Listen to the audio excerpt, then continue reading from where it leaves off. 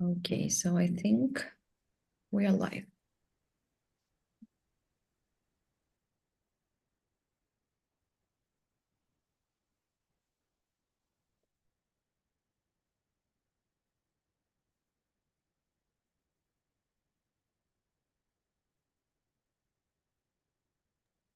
Okay, we are already live on YouTube as well. Hello, everybody from YouTube. Welcome.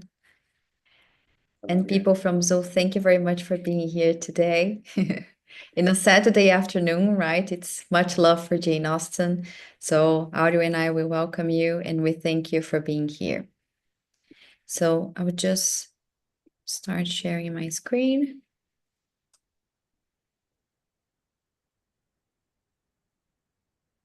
And we can go.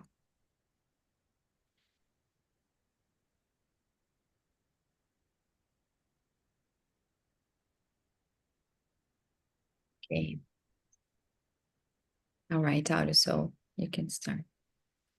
So, guys, everybody, we're very glad to see you all here as always. Hello to for those that are watching us on YouTube too.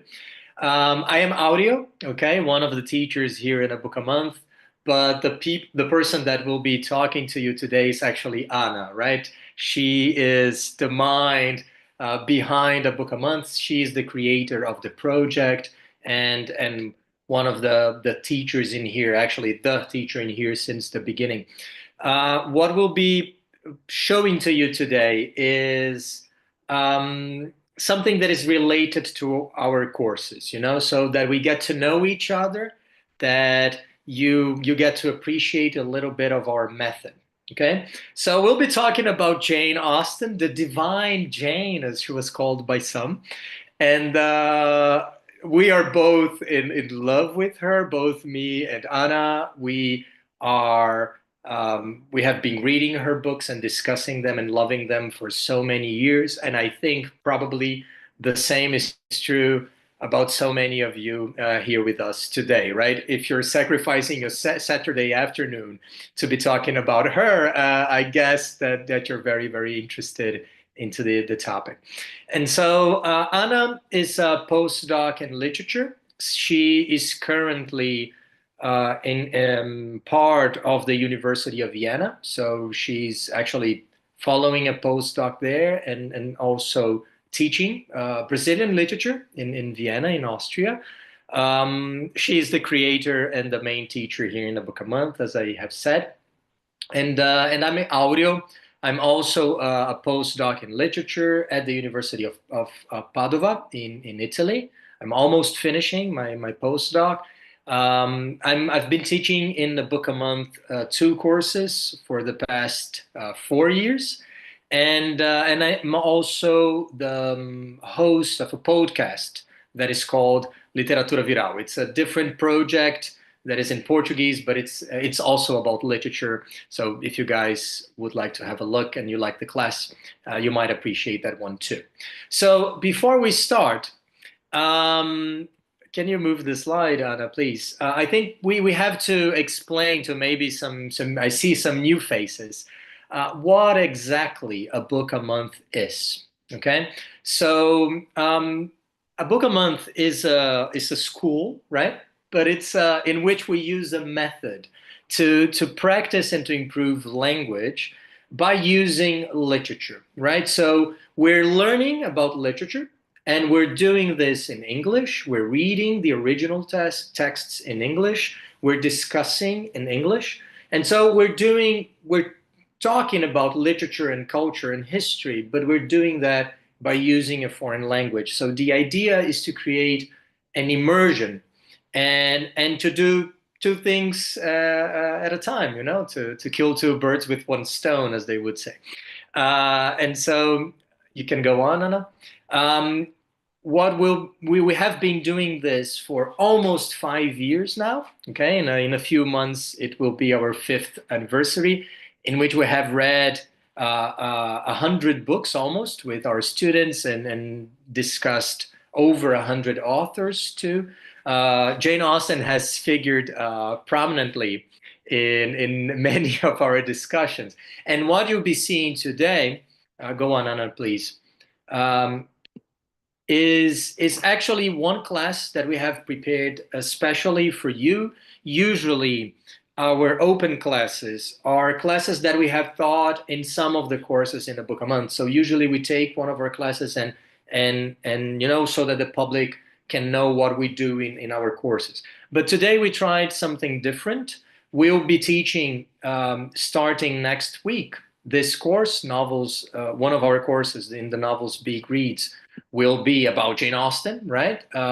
In this course, we don't really read a book a month because the idea of the novels Big Reads is to read bigger things, right? Bigger books. And so we take 2 months on average to read each one of them.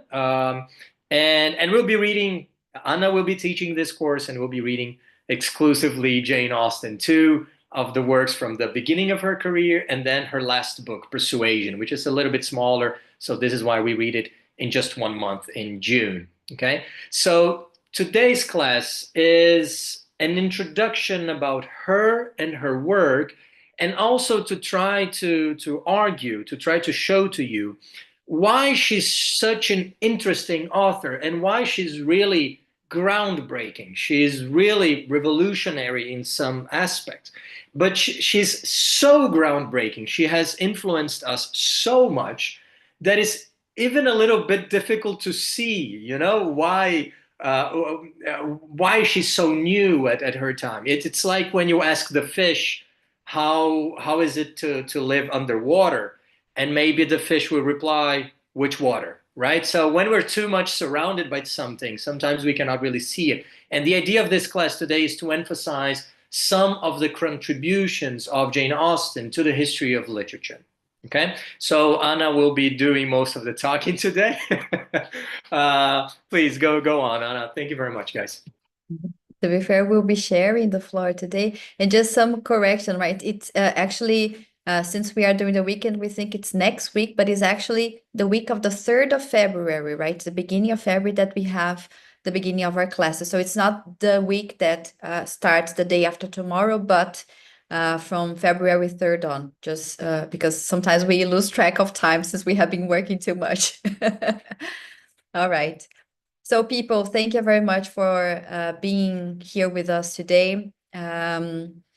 We do have the pleasure to be hosting a class solely focused on Jane Austen, who is one of the greatest authors that the English language has ever seen, right? It's a really important author for many reasons. And sometimes I think that she is maybe underrepresented and maybe not appreciated for what she actually has contributed with, right? So this is one of the things that we would like to talk about today in the class. And in 2025, we are actually in a very important year for Jane Austen lovers, because this is the year in which we celebrate the 250th year of her birth, right? So she was born 250 years ago, and her works have been available for us to read for 200 years, and they will keep being part of the tradition of the English language, right? So she is one of the greatest authors that we have ever heard of. And this is not a novelty for any of us, but it's never enough to stress that out. Yes. And for you to get to know a little bit more about her life and her bio, which is something that sometimes is hard for us to guess, mostly because she has lived 250 years ago. So we don't have much information, much biographical information, not even much sure of what did she used to look like, right? This is a reproduction of another watercolor that we are going to show to you today in class. And we don't know much about her, right? We know some things, yes, but some things which are very important for us to get to know her works, and also to understand a little bit more of how her stories work. Yeah, so just giving you a brief bio, she was the daughter of a clergyman. Her father was a reverend, a rector, and he was, of course, a very religious man. and so the tendency of the whole family to be as well. She had 7 siblings, 7 brothers and sisters, and she comes, of course, from a very large family, right? Having 7 siblings is something that we not see that much happen in contemporary times, but it was, of course, very common at the time as well. As being a woman growing up in the 18th century, she didn't have much access to formal education.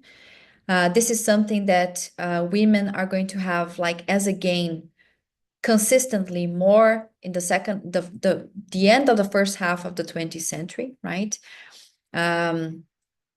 Many women would be homeschooled, and this was the case for Jane Austen as well. She did have the opportunity to study for some time outside her house, but most of the time she would be homeschooled. Yes, this is a picture of her dad, and I think that they are very similar. If you take a look, they have many resemblances, right? And this is a reproduction of a place where she would have been brought up, right? Where she grew up. So this is something that we call like a parsonage, a place which was annexed to the church where her father used to teach, used to lecture, and the whole family will live in this place. Yes. And when we think about Jane Austen and her family life, and also the fact that it was very unusual for women to work at the time and earn their earnings, mostly it would be the job of the men in this society in this time. And Reverend George Austen, who was her father, he was a reverend, and he was not a person who had like many means. He wasn't a wealthy person. And we cannot say, and this is one of the reasons why she talks a lot about money and income in her works, right? Mostly because it's not necessary that she comes from a family who is poor, but close to. Yes. This amount, £200, would be the amount of money that Reverend George Austen would receive yearly. Yes. So this was the income of the family, who was numerous, right? And a family that would have at least 10 people. And in 2023, this amount of money would be equivalent to £32,000, right? So if you do the math, it's not that much, and it's not that much for a very numerous family. So also it comes from the fact that they would have enough to live, but not enough to, for instance, pay for the studies of all the children and give the same opportunities for everybody. So this is one of the reasons why most of the siblings, they would be homeschooled. Yes. This is a reproduction of where they used to live. Steventon Parsonage was where she grew up. And a parsonage usually is the annex of the church where the reverend works. So with the job, it usually comes the place for the reverend and his family to work. Yes. And of course, the education of women at the time, it was actually not necessarily focused on the same kind of instructions that we receive nowadays, right? It would be mostly focused on learning music, learning languages, learning needlework, right? Sewing, costura, and embroidery, also dance. And if you have read works by Jane Austen, you know that dancing is a very important part of it, right? You know that this is the first struggle that that Elizabeth Bennet has with Mr. Darcy in Pride and Prejudice. It is about dance, because dance is something that is very important in the society of the time. Yes. But to be fair to the history of Jane Austen and her siblings, they did have some experiences of studying outside of their house, but not for such a long period of time. So throughout at least 2 years in different parts of their life, right? They had the opportunity to study out, right? Once was when they were very, very young, right? They went to Oxford to study, which was close to where they used to live. Yes. But the thing is, this was the 18th century, right? So one of the major problems that people would have at this time was epidemics, right? Diseases. So this was one of the reasons why they couldn't stay in the school for much longer, right? There was an epidemic of typhus in the school, and they were sent home. And at this moment, Jane Austen got the fever, and she almost died, right, when she was about 6 to 7 years old. So she was removed from the school at this time. But later on, a few years later, when she was a little bit older, she and Cassandra, her eldest sister, they were sent to Reading, which is another city in the UK, to study in the clergymen's. It was like a school that was dedicated for the daughters of clergymen. Also, only daughters who were from the family of a reverend or a rector, they would study in this place. So you can imagine that it was very religious. Yes. So in this place, they spent almost a year. It was one of the best schools in the area, and this is one of the reasons why they were sent there, because their family valued education very much, right? And I mean, like, it's common for you to see this in the family of a religious person, right? The dedication to education and the availability of a large library, a very good library. And in this case, in the case of the family of the Austens, they had a lot of access to education, but unfortunately, they didn't have much income, right? So they were removed from school after only 1 year. So this basically was the experience of formal instruction that the amazing Jane Austen had. All of the other instruction that she had was by reading herself, yes, by having access to possibly some tutors that would go at home, or even the family themselves, but also through reading.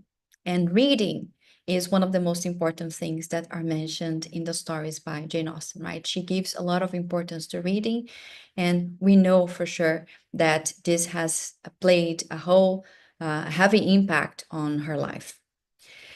And this would be a remake of one of the classrooms that she would have attended in Reading. Yes, it's still there. You can visit if you go to the city. And she would be wearing those kind of clothes and being in this kind of situation, right? Which looks very nice.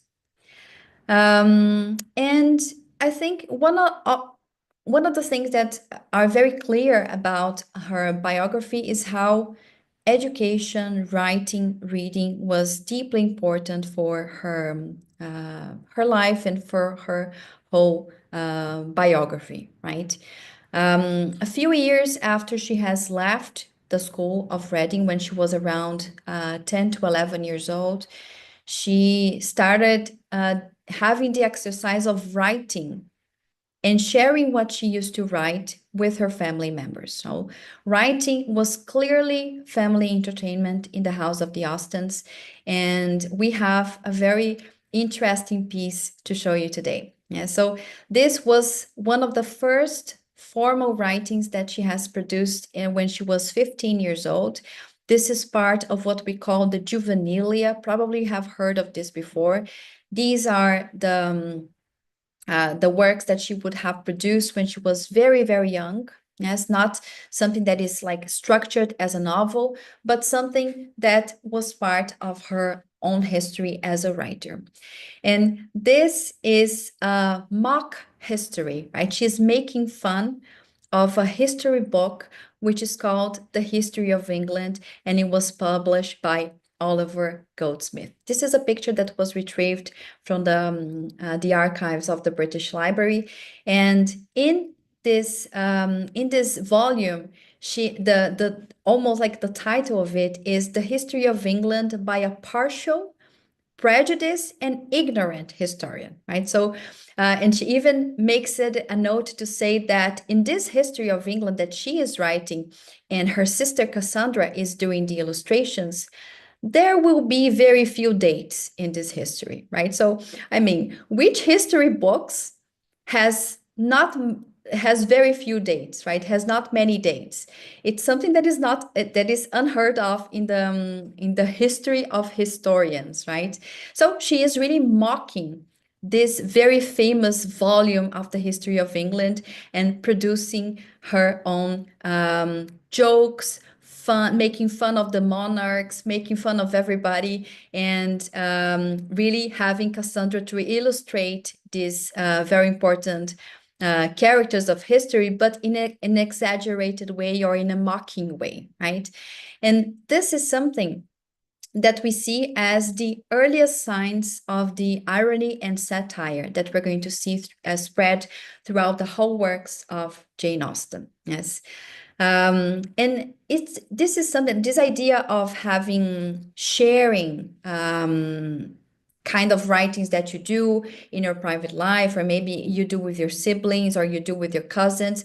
This is a practice that was quite common at the time. If you ever heard of the Bronte sisters, Charlotte, Emily, and Anne, they used to do the same in between them, like within the family circle, but also with their brother, and they used to produce all kinds of writings that were meant to be consumed in the heart of the family. So this was something for them to have entertainment, because of course they lived in a very different time than we do nowadays, right? Nowadays, our idea of fun has changed very much. We don't know yet if it is for the better, right? We're still deciding if social media and everything it's for the better. But this is something that they used to do on a regular basis, yes. And Jane Austen starts to exercise her works like this. And so much so, writing and creating stories and creating characters was so important for her, and also correspondence, right? If you read the correspondence of Jane Austen together with her sister Cassandra, it's a whole new show. Like they are very interesting what they write. They're very funny and very ironic in what they write. She conceived writing as one of the main activities of her life. Yes. And so much so that when she was around 19 to 20 years old, she got this what is called like a writing table or a writing slope, because it's in this inclined position, right? Which makes it useful for you to keep your envelopes, to keep your paper, to keep your quilt, a pen, right? And also the ink for you to write. And she got this from her father as both a birthday and Christmas present on the 16th of December, 1794. Yes. And in this piece, which nowadays is under the possession of the British Library, and every now and then they display it in their museum. It's not very easy for you to find it there, but sometimes they will display it.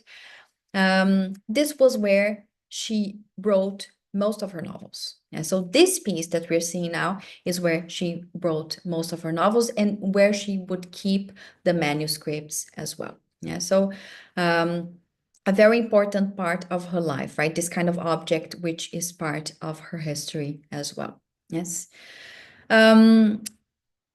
She has published complete and finished works, and the ones that we know the most are these 6 novels that we have here: Sense and Sensibility, Pride and Prejudice, Mansfield Park, Emma, Northanger Abbey, and Persuasion, right? There are other juvenilia works, other works that are incomplete or not really well formed, but these ones are the ones that we have noticed, and they are more consistent in her work as a whole. Yes. And this year in the Novels Big Reads course, we are reading 3 of them. Yes. 2 of the most famous and also the beginning of her career, her publishing career. And the last one that she has published, and this publication was posthumous, right? Sense and Sensibility, Pride and Prejudice, and Persuasion. Yeah. Even though Northanger Abbey was one of the, together with Persuasion, was one of the last ones that were published, and it was published posthumously, it was the first one probably that was written by her. It's very difficult for us to get to know like which one was the first that she started working, because I mean we're talking about an author of the 18th century, but Northanger Abbey was probably the first one that she has written, and she sold it to be published in 1803. So much earlier than the publication of her first novel, which was Sense and Sensibility in 1811. Yes. But you might ask us, like, what happened? Yeah. When she sold it for a very cheap price. She sold it for around £10, right? And at that time, it was not enough. Yeah. And the editors, they withheld the novel without publishing it, and she wouldn't have the right to publish elsewhere for many, many years. So this is one of the reasons why all of these other novels, Sense and Sensibility, Pride and Prejudice, Mansfield Park, and Emma, they were all published afterwards. So it is also something that is quite important for her publications, right? Something that we don't know that much, mostly because these works, they end up being published afterwards. If you take a notice, these are the pages of publications, right? If you take the notice in all the information that we can see here, we have the title, we have the number of volumes, we have the genre, right? Of the type of text, right? A novel, yes. Which volume it is. But we also have some other information, which is also very important. Yeah. So in this one here, for instance, in the first publication of Sense and Sensibility, we have only the reference to the author as by a lady.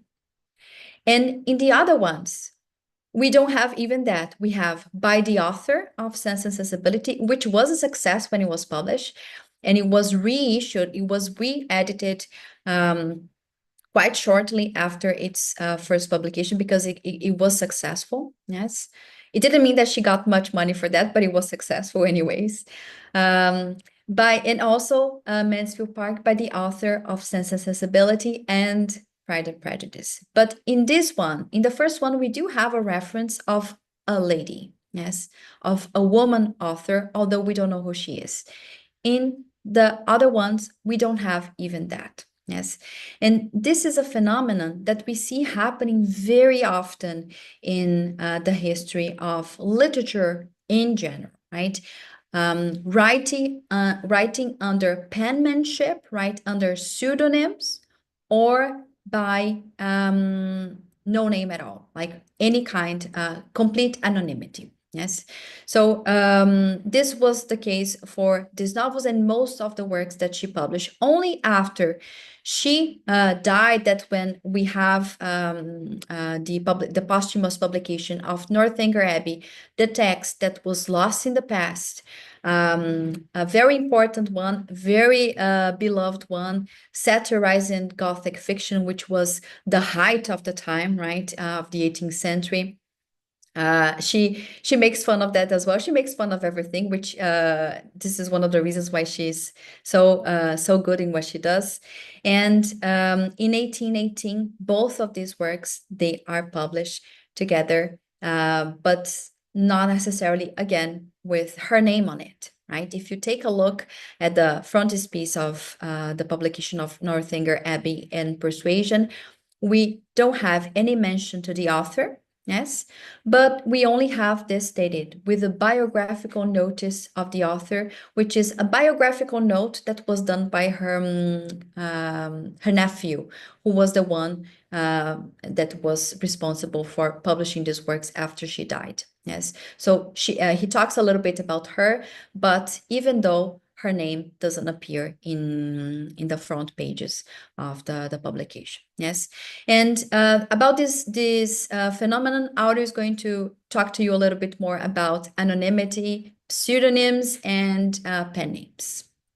Yeah, those images you have been seeing throughout the class, guys, they're always the original publication, right? So we got the first edition, and this is exactly the information that you see there is the information that the readers at the time also saw, right? And so we can clearly see that either Jane Austen or her publisher decided that it was better to actually identify, not really identify herself, right? So she wants to be perceived, at least in the first book, as a woman, but not revealing who she actually is, right? And in the other books, not even that. And this is something that she does at the very beginning of the 19th century, right? Because Sense and Sensibility is published in 1811.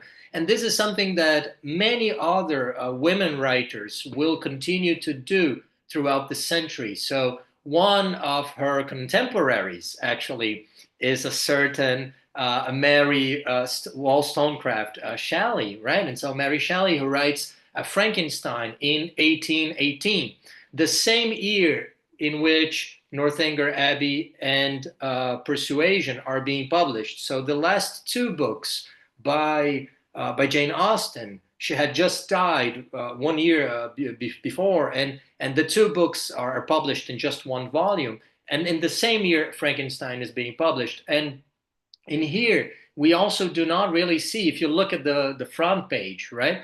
You don't see in the cover of the book the name of the author. You see Frankenstein or the modern Prometheus in 3 volumes, and then a quote from Paradise Lost, this beautiful poem by Milton, and then the city and the dates, and that's it. You don't get the name of the author. However, there was a preface, right? And the preface was signed by her husband, Percy Shelley, right?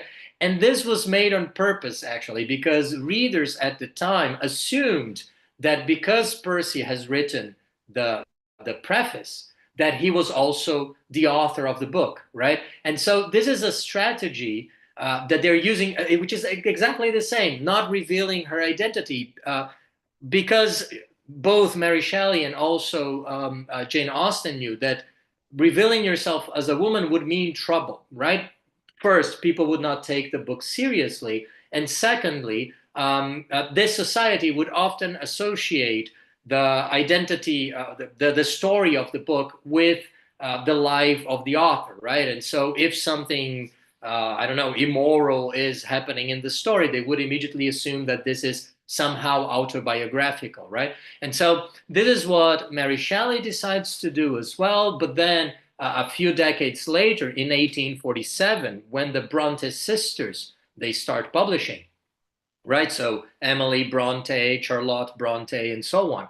Okay, they published really great masterpieces of English literature as well, such as Wuthering Heights and Jane Eyre.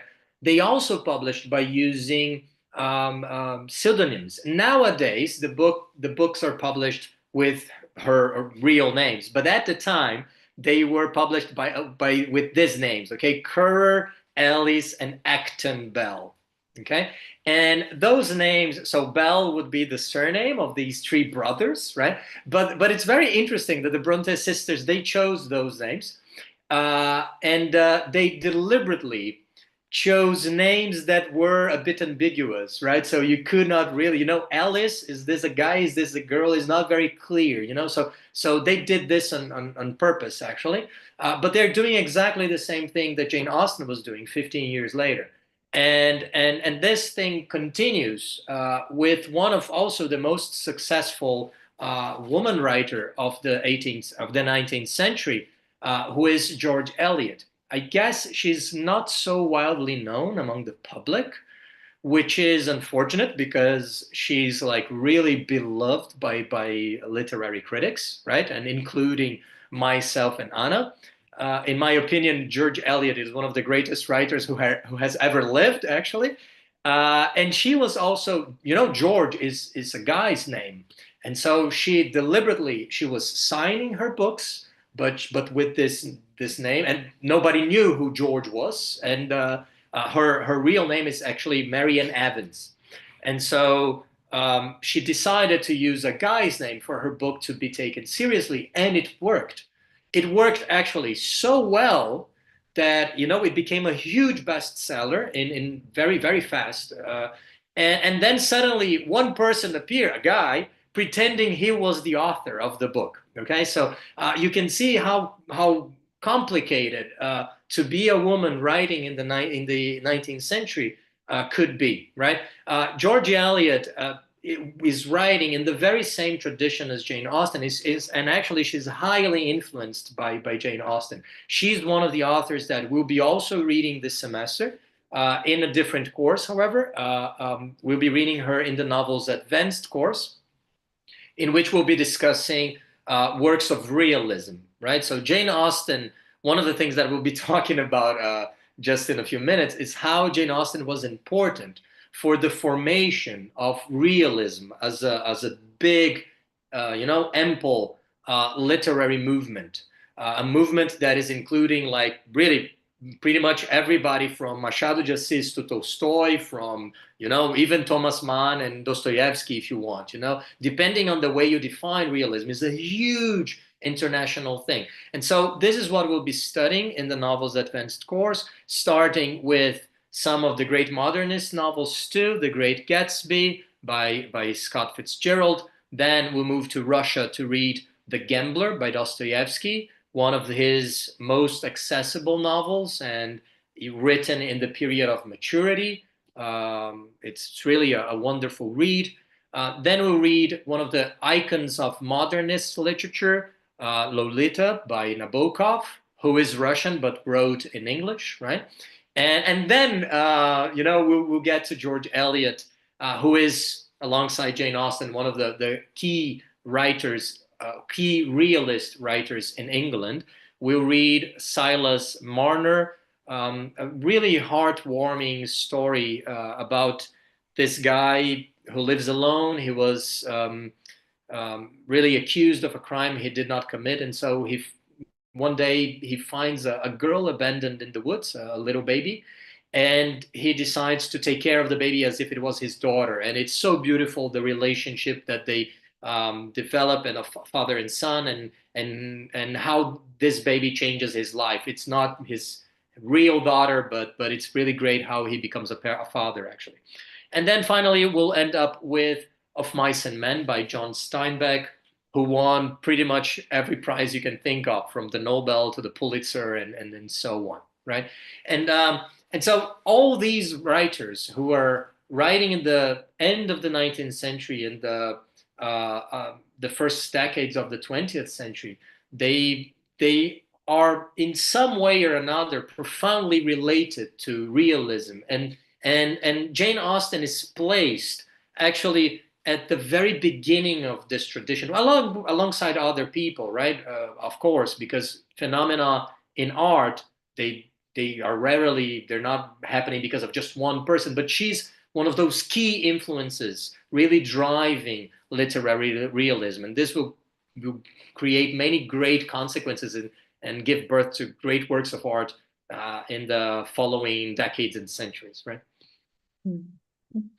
And Marianne Evans, I have been obsessed. Well, this is my personal project for the year. I'm reading Marianne Evans, George Eliot, her whole work this year. I started last year, and then I'll continue for this year.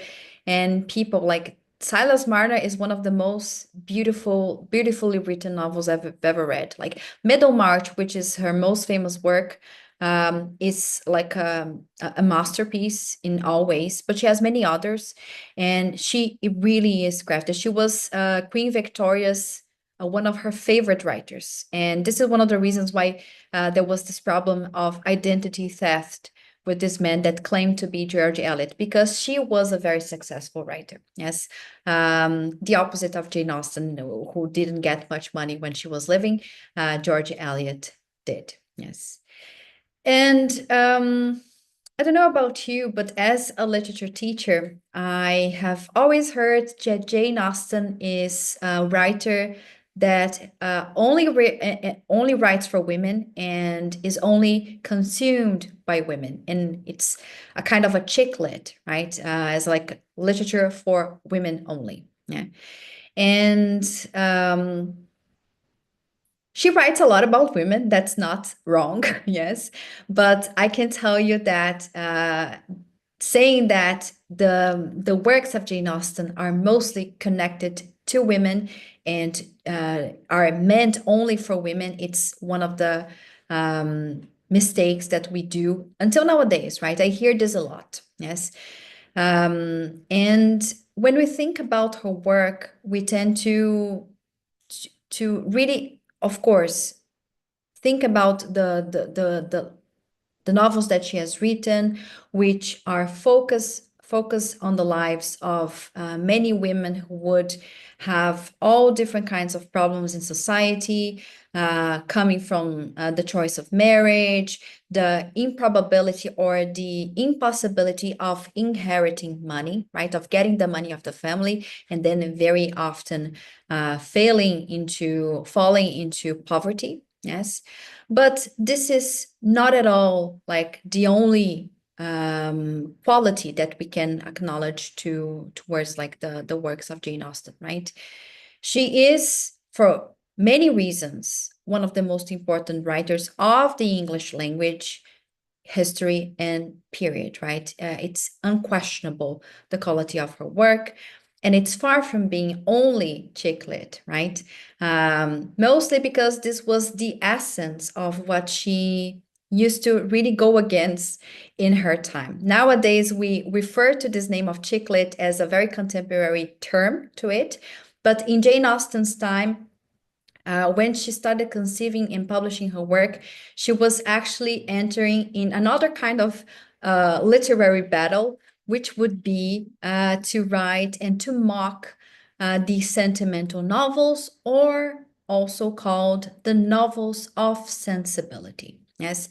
And what were these kind of novels? These were novels that had very romantic tendencies, in which the main objective was to really exploit the capacity of the readers for very heartwarming feelings as compassion, sympathy, but in an exaggerated and disproportionate degree, by presenting beclouded, like when you have not the complete view of something, and also unrealistic view of certain themes and subjects. Yes, which means that these novels, they tended to be excessively romanticized, idealistic, and very often naive. Yes, and this was exactly what she was trying to go against and mock when she was writing. Yeah, so she was doing quite the opposite of the kind of perception that sometimes, unfortunately, we still have nowadays concerning her works. Yes, this is a very interesting example of a sentimental novel. Take a look at the title, Pamela, two dots, or Virtue Rewarded. In a series of familiar letters from a beautiful young damsel to her parents, now published to cultivate the principles of virtue and religion in the minds of the youth of both sexes.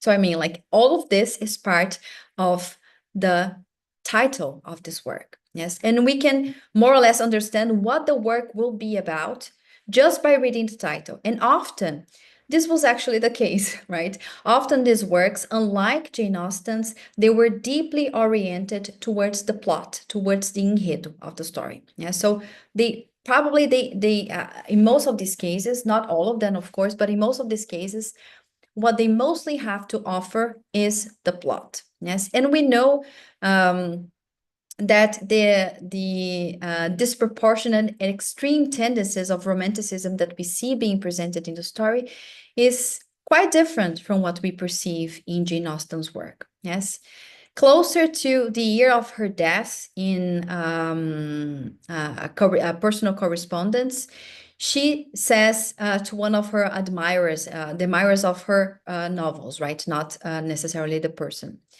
I could not sit seriously down to write a serious romance under any motive than to save my life. And if it were indispensable for me to keep it up and never relax into laughing at myself or other people, I am sure I should be hung before I had finished the first chapter. So essentially, what she's saying, kill me first. I have to start writing this kind of novels because this is actually not my thing, right? My thing is really to be ironic, to be funny, and humor is a deep part of her works. Yes, Aura, please. I think just as a comparison, guys, I think really the sentimental novels are like the grandparents of the Mexican soap operas, right? So Yeah. you would have these very dramatic things of passionate relationships, love at first sight, and so on. However, you would always have a heroine, and usually the names of those stories are Beatrice, Pamela, Berenice, and it's always the Evelina. name of a woman, right? And Yeah. and this woman is extremely virtuous, and it's almost like an angel on earth. And people do horrendous things, but she's always very forgiving and very loving, and she loves them. So it's also a way to teach certain types of behavior. They are very girly in this sense, very pinkish, if you will. So one of the things about the sentimental novels is that they were very didactic. They were supposed a little bit like children's literature. I'm sorry for the comparison, but it was perceived at the time when children's literature in the 1800s, they wanted to teach children to teach the kids lessons, how to behave, how not to behave. And the sentimental novels were doing kind of the same thing, but to grown-up women, right? And so Jane Austen really did not like this at all. And you can see this, Elizabeth Bennet in Pride and Prejudice. She's not like the standard heroine of a sentimental novel. She's like a little bit rebellious, she's ironic, she's going around on foot by herself, and all of those things are things we would never see in a sentimental novel, because they're very when they get scared, they faint and they drop to the ground and they need to be rescued and all those things. So it's filled with cliches. Sentimental novels are basically a collection of cliches quite often. And it's exactly the opposite of the heroines that we see, for instance, being presented by Jane Austen, right? She often talks about independent women to the extent of their possibilities, right? Which was not very large. I mean, they couldn't do much. But one thing that she ventures to do very innovatively in her work is really to talk about women getting married, not because it was beneficial for the family necessarily, but because they wanted to have this kind of loving associations, was marriage because of love. And giving about the history of the time of the 18th century before, and of course the 19th century as well. Many writers of the 19th century talk about it. Getting married was a contract. Getting married was because it was supposed to be beneficial financially for the women because they didn't have the right to inherit anything, but also for the families, right? And by portraying independent female characters, which try to choose their partners because they really want to, it was really one of the novelties of her work. Yes. And talking about novels of sensibility, it's very fortuitous that one of the first novel that she publishes is Sense and Sensibility, right? And in this novel, she really exploits this mockery that she has been she will apply throughout her whole over right throughout the whole works that she has published, but in this in particular, mostly because in Sense and Sensibility we have the history of a family of the Dashwood family, Eleanor, Marianne, Margaret, who is the youngest sister, and and their mother, who have just lost their father, and therefore they have gone into poverty because the father had already had a previous marriage, and the person who is going to inherit everything is their brother, who doesn't seem to be very generous to them. Yes, and what happens is that they're going to be left to almost poverty. They have to change their ways completely. And the story itself is mostly focused on the two eldest sisters, Eleanor and Marianne. And in these two sisters, we have one who seems to be incorporating all the cliches of the novels of sensibility, being extremely romantic, extremely impulsive, and thinking that everything is just like a romantic kind of story. And Eleanor, who represents the sense, which means like a person who tends to act through reason instead of sensibility. Yeah, so in this novel, we do have the first parallel between the two, which is something that is going to be widely explored in throughout her works. And of course, not only in this novel, but also in many others, such, for instance, Pride and Prejudice, when we have it's very funny the way that the fathers talks about his daughters, right? Mr. Bennet, he always saying that they are like the silliest girls in England, right? But he always also uses, like, the novel also uses this kind of adjective to talk about people who are sensible or not sensible, right? So this is something that will appear eventually and recurrently in the works of Jane Austen as a whole, right? So through this foundation, she's going to start and to launch her work as a story that it's not necessarily romanticism anymore, and it's the beginning of something that we will perceive as the new realism, as in that audio will talk to you about. Yeah, so I was mentioning before realism as a broad literary movement, right? And we often we often forget that realism was formed against something that is unreal, right? So in the sense of the Gothic, right? So horror stories, they are usually happening, in the Middle Ages, and they're about monsters, or like Dracula or whatever. So usually they have some element of supernatural. They sometimes you have ghosts, not necessarily, but usually they do. So Gothic was seen as one of the oppositions to realism.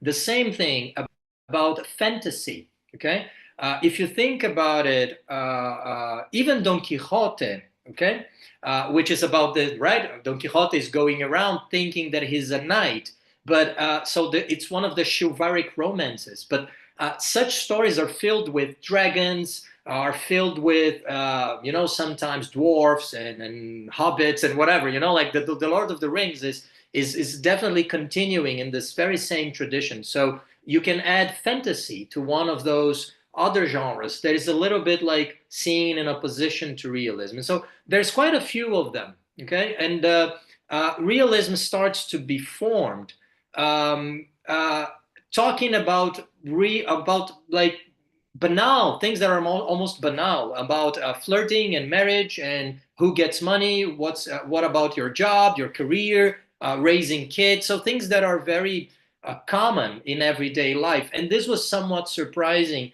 at the time, and it still is for some people. Okay, usually when we're developing a readers, I love fantasy, I love sci-fi, I really love pretty much all genres actually.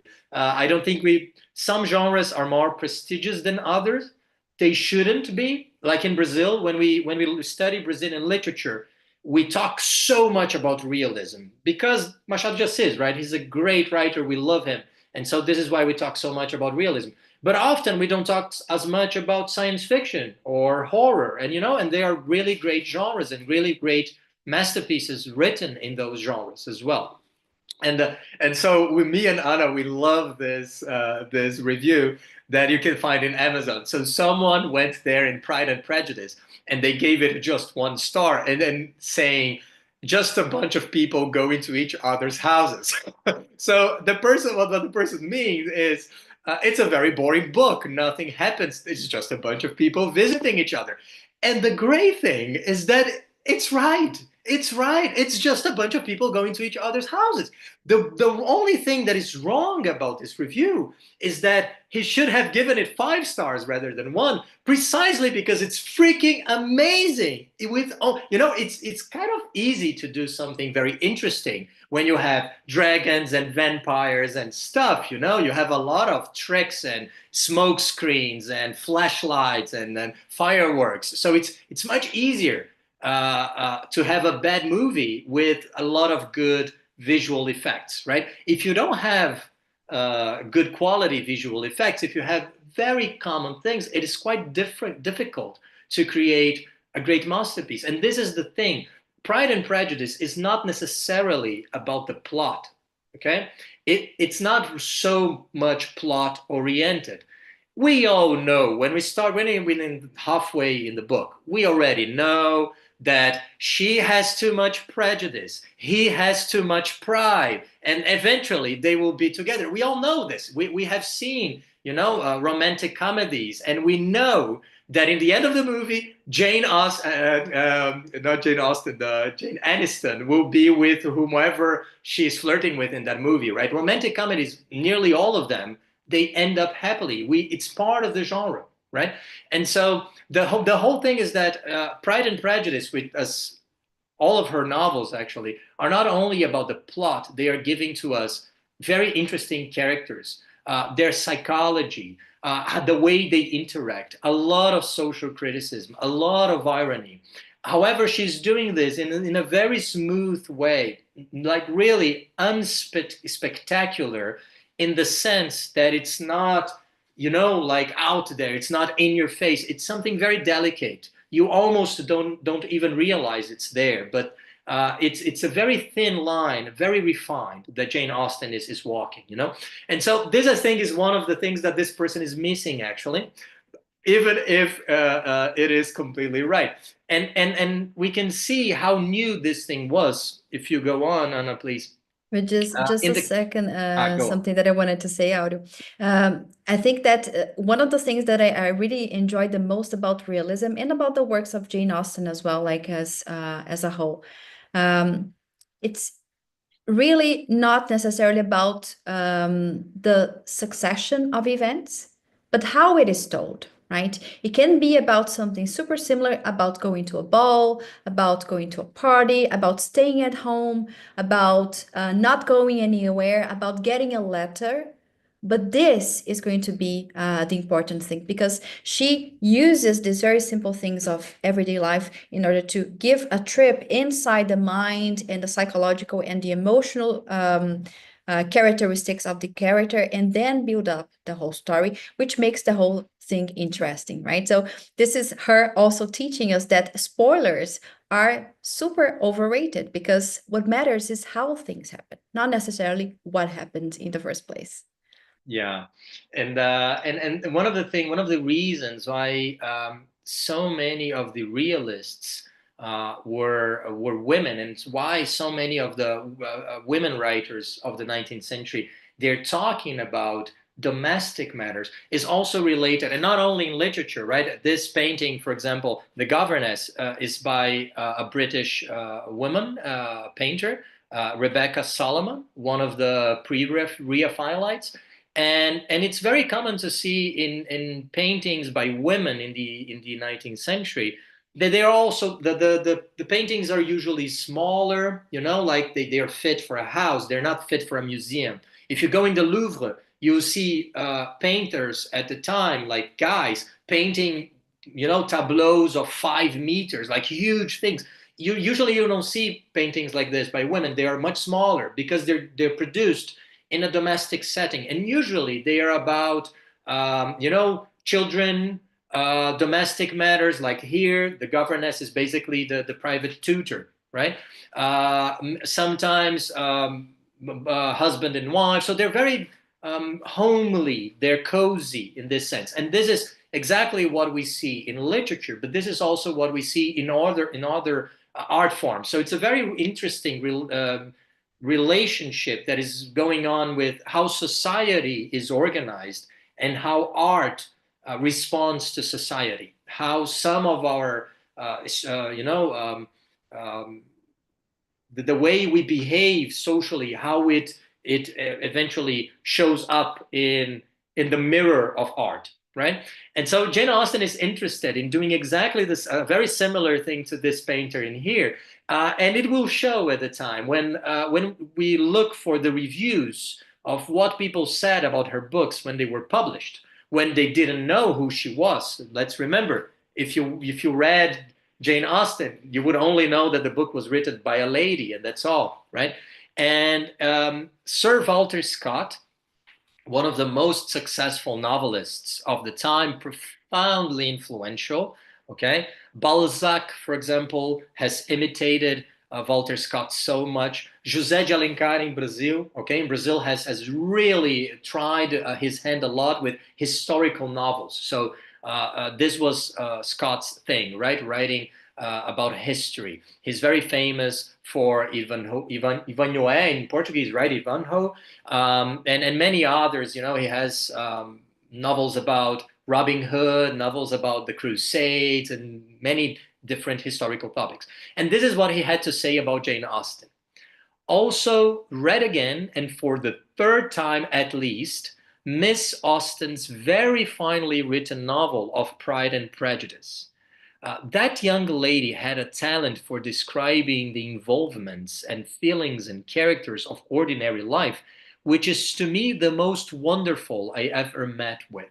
Okay, so not only he read the book more than 3 times, he thinks it is the best he has ever seen. We had to cut this passage, but you know it's a bit longer, and later on he will say that he tried to write things by following the same realist style, and he could not do it. It was not his thing. So he was even appreciating that Jane Austen could do things that he could not, right? And what I find interesting is this: the feelings and characters of ordinary life. This is what people at the time thought it was new. It was something creative. Once again, from our point of view, a realist novel is just the most common thing. But in the 19th century, that was not the case, especially at the beginning of the century. If we go on, yet another contemporary review by Anne Milbank, who would, when she wrote this in a letter, she was single at the time, but later on she would marry none other than Lord Byron, right? One of the greatest poets of the English language, which someone who will be reading this semester in a book a month too. And so this is what she had to say about Pride and Prejudice. I have finished a novel called Pride and Prejudice, which I think a very superior work. This book is the most probable fiction I have ever read. What does she mean by the most probable fiction, right? She means that it's realist, that is just like normal life, because the Gothic is not probable. The historical novels are not really probable either. And in a certain sense, right, you see very heroic things, people in battles. So it's not things that you're doing on in your daily life. But really, Jane Austen is, we feel so close to her work precisely because it's pretty much very universal. It touches us on so many levels, precisely because it feels so real, so banal in even. But it's not banal at all, actually. She's working with very simple, minimalistic weapons, but really creating a full-out war out of it, you know, like it's a great battle. Another example is coming from another letter from Lady Vernon, a very important aristocrat at the time, saying this book was Jane Austen. She's talking about Mansfield Park. Not much of a novel, more the history of a family party in the country, very natural. So once again, what all of these people in here find that is very surprising is precisely the fact that it sounds so real. It doesn't even look like literature, you know? Let's remember some of the greatest classics of literature, the Odyssey, the Iliad, the Divine Comedy, they're about things that don't really happen. They're about killing monsters, traveling through hell and purgatory and paradise. You don't really get to see this in everyday life. Jane Austen is a completely different thing in this regard. Go on, Anna, please. And also for this reason, it's so relatable, right? When we read her works, we're also thinking, oh, it's just like my life, or maybe it's something that I could have lived myself, right? The kinds of dramas. It's very cozy kind of novel, mostly also because of that, because we can relate to the characters and to the struggles of the heroines that she is narrating in her life, in her works, right? And of course, all of these things connected to realism, connected to narrating the internal and psychological and the ways that the characters think, it has to be conveyed, it has to be delivered by the author in a very sophisticated way. Otherwise, we wouldn't have the complete interpretation of these characters, and they are really complex characters. And for this reason, she also, one of the most important legacies of her work is really the style of writing, which we often characterize as the free indirect speech, yes, as opposed to the direct speech. So when we're talking about this kind of technique, it's really a way in which the character's thoughts and feelings are presented through the voice of the narrator, yes, instead of using little commas in order to say the person said this or that. We have this merged in the voice of the narrator. And in this sense, we're going to have both voices, both of the narrator and the person who is saying something or thinking something, effectively completely merged. Yes. And this is very often confusing in the works of Jane Austen, because we very often are questioning ourselves. Who is this talking? Who is this speaking or thinking this exact thing, right? Mostly because it is so sophisticated that she is creating this amalgamation of voices in the voice of the narrator, that sometimes we often are stumbling, okay, who is this? But then again, of course, we can easily find throughout the context of the story. But this is a kind of technique which was of course, widely used by Jane Austen in the end of the 18th century and the beginning of the 19th, but it was many years later incorporated in what we're going to see and of course, thriving in the works of many modernists, such as Virginia Woolf, in the expression of the techniques that she uses in her writing. Yes, and Virginia Woolf writes in the 1925, in the 20s, a whole work about how she enjoys the works of Jane Austen. So it's a whole, she was an essayist. She used to write literary critiques as well.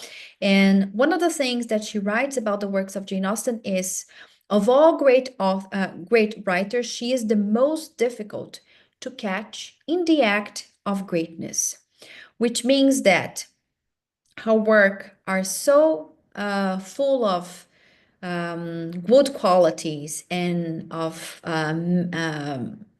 like great writing and great conceiving of plot and everything together, that is really difficult for us to pinpoint why exactly is she so great, if it not like the whole amalgamation of qualities which make her this great writer that she is. Yes, and a little bit down in the text, she also writes that that elusive quality is indeed often made up of very different parts. So many different parts of the text create this sense that Jane Austen is a great author, which needs a peculiar genius to bring together.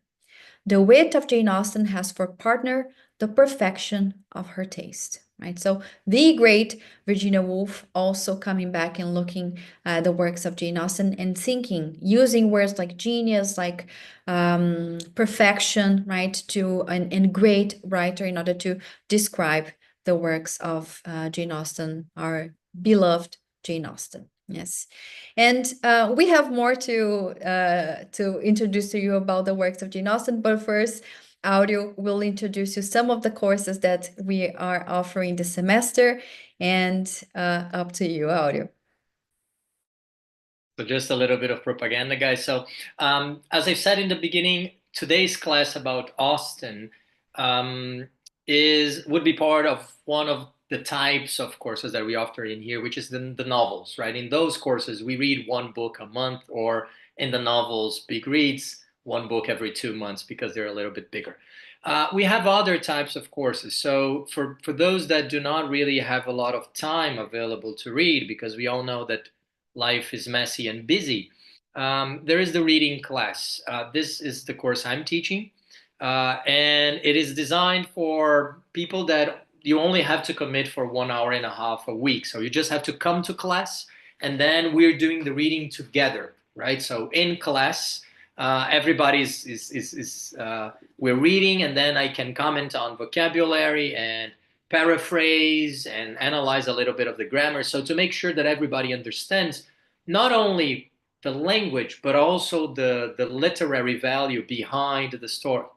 And we'll be discussing this semester Dr. Seuss, a great poet and writer for kids. I really love him. And I think very much like Jane Austen, people think because he's so accessible and so easy and it's so nice that it doesn't really have a lot of value. And I would argue the opposite, actually. It's really, really brilliant. Then we'll move on to the Brothers Grimm, right? Very influential writers for the story of the fairy tales and so on, who collected those oral literature in the 19th century. Then we'll move on to Dorothy Parker, a super funny writer from the jazz age, who is also influenced by Jane Austen, very much in her style. There is one of the stories we will read is about this girl who is dancing with a guy, and she's hating. He's a very bad dancer. But so she's telling him very nice things, like she's very polite. So he asks him, "Are you enjoying the dance?" And she's like, "Yes, sure." But we are hearing her thoughts. And in her mind, she's like, "Oh my God, you're the worst dancer ever." So it's a very Jane Austen thing, you know. Then we move on to Poe, one of the great writers of the 19th century, of course, known for his horror stories. Mark Twain, his contemporary, also a kind of a realist, a little bit, not completely, but then we move on to Russia to read Anton Chekhov, one of the iconic writers of Western literature. We'll read a little bit of fantasy and science fiction with Ursula Le Guin, an amazing writer that has died just a few years ago. And she's really, really extraordinary. She does not really get a lot of credit, in my opinion, because often we do not, people are a bit scornful of science fiction and fantasy, but they shouldn't, because, and the proof is Ursula Le Guin. When you read it, it's like completely brilliant and so insightful. Then we move on to Lord Byron to read some poetry, and he's extremely influential and important. It's super nice. We'll read the romantic poetry, but also the more the comedy. And also finally Chinua Achebe, a writer from Nigeria who writes in English. One of the most influential African writers of the 20th century. Go on, Anna. All right, people. So besides teaching the course in which we're going to read Jane Austen, right, the 3 novels by Jane Austen, which is called Novels Big Reads, I'm also teaching the short stories course, which is the complete opposite of the novels big reads. In that course, we read very extensive novels, and this one we read short stories, which tend to be very short, up to 10 pages a week. And this first semester's Hall of Writers is actually stellar. We begin the year by reading Hans Christian Andersen, right? One of the most important writers of fairy tales from Denmark. He is the author of the Little Mermaid, just to give you a briefing. We're also reading Bram Stoker's some short stories by him, one of which was going to integrate Dracula, but then it was created as a short story by itself. We're reading 2 stories by him, and this is one of them. We're also reading Shirley Jackson, who is one of the writers of horror, terror, more or less, but also a very poetic kind of work, right? Her most famous novel is The Haunting of Hill House, which is amazing. And in this course, we're going to read some short stories by her. We're also reading some works of authors in translation, for instance, Hermann Hesse, right, who is a German author, the author of Siddhartha and Steppenwolf. We're reading many authors which are great names of the English language, such as William Faulkner, Catherine Mansfield, Oscar Wilde, and also authors of the contemporary literature, George Saunders, Nadine Gormer, the Nobel laureate, and the most recent contemporary phenomenon, Anthony Doerr, right, who is winner of the Pulitzer, and he's a great short stories writer. And I mean, like, I know that reading English can be very challenging, and if you're not very familiar to it, I think maybe starting with something simpler can be the way for you to get more used to reading in English. And also, we do have the novels intermediate course, which in which the books that we read, they tend to be easier in language, and also they gradually evolve to something a little bit more complex towards the end of the semester. So we start very simple with the famous work of The Little Prince in translation. And we move onwards to The Secret Diary of Adrian Mole by Sue Townsend, which is a huge success outside Brazil, but we don't know that much in Brazil. But it's a great novel. It's like in very similar tones as Harry Potter, but not very much about magic, but really about the growing up of a little boy who is a teenage, learn how to navigate the world. We're also reading some Russian literature by Ivan Turgenev, First Love, a great story about first love, but also first deception. Yes. We top up with Murakami's Sputnik Sweetheart, which is a great classic, very Kafkian, very oniric and interesting work. And we finish by reading Ethan Frome by Edith Wharton, who is the first female author receiving the Pulitzer Prize. Yeah, so she is amazing. So in the semester, the topic is going to be first love or teenage love, and we have one example of various places in the world: France, Britain, Russia, Japan, and the States, right? So giving us different kinds of perspectives on the topic. If you're not very sure about your English and you want to improve it, don't forget that we also offer some English classes, right? We have 2 levels of English, 2 groups each for you to alternate in between if you need to: English Intermediate and English Advanced. And they can help you navigate the readings throughout the semester. And our teacher is Gabriela, who is here with us today. I don't know, Gabi, if you want to say hello to everybody, just for everybody to know you. Hello, everyone. I'm Teacher Gabi. It's a pleasure to be here with you, to be part of this group, and I'm looking forward to being with you this semester. I'm really excited about it. All right, thank you so much, Gabi. And we're very happy to have Gabi working with us. She is a Cambridge certificate.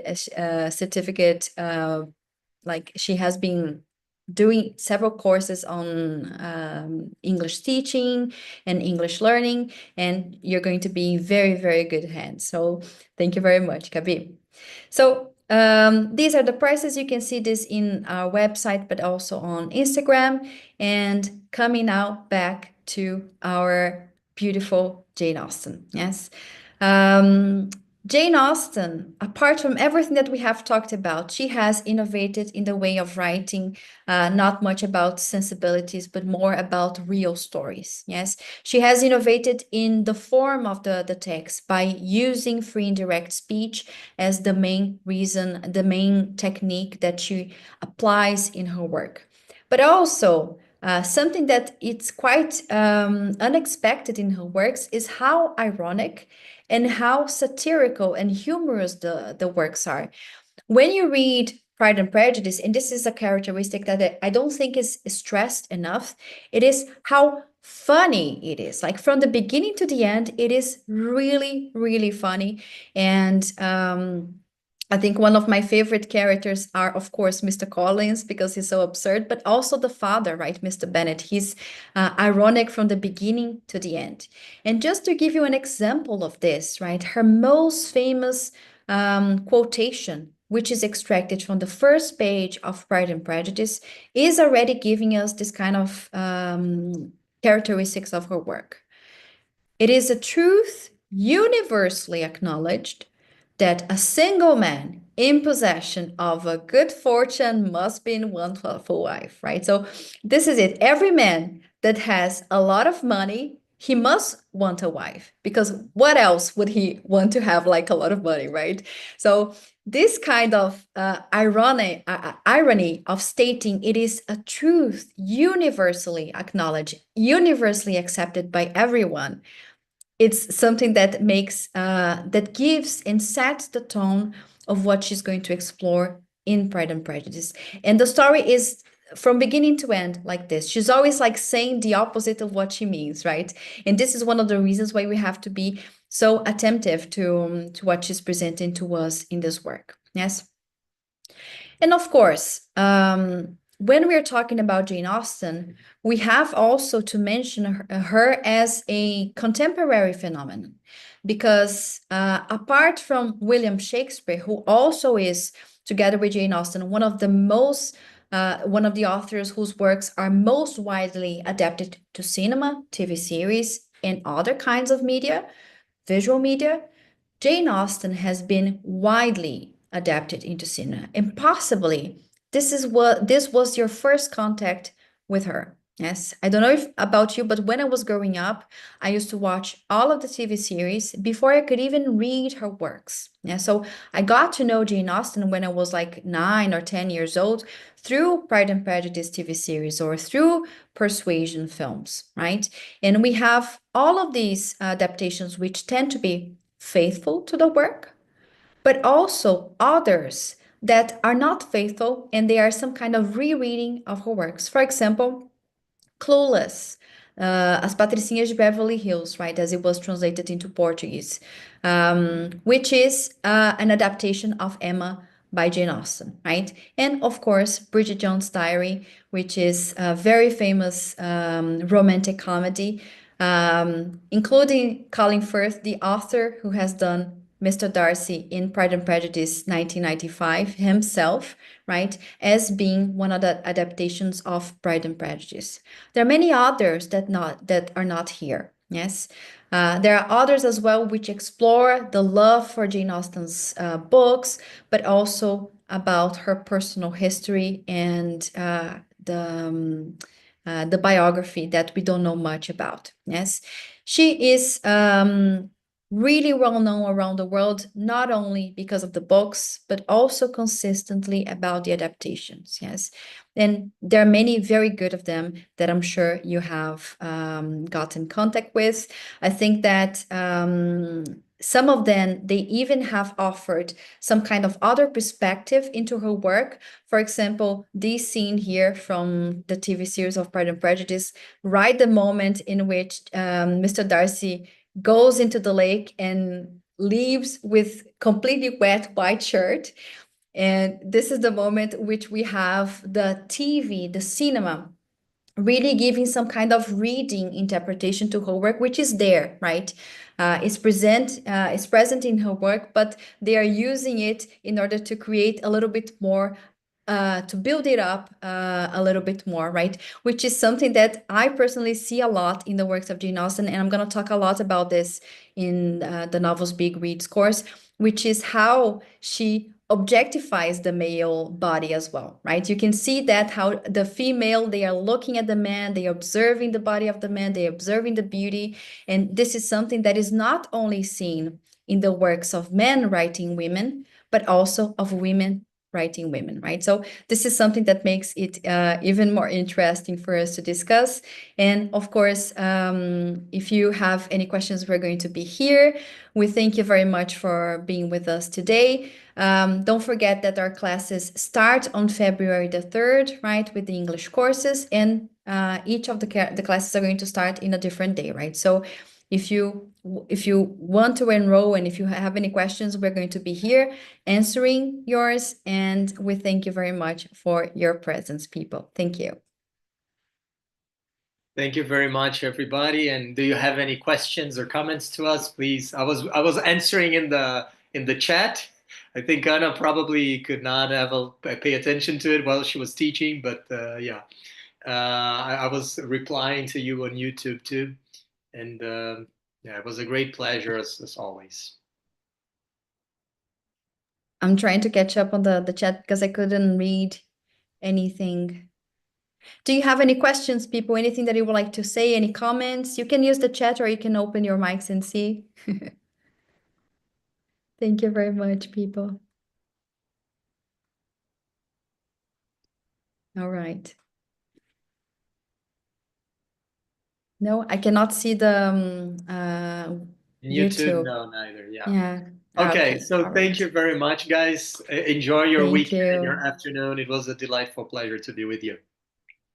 Thank you very much, people. Bye-bye. Bye-bye. See ya. Thank you.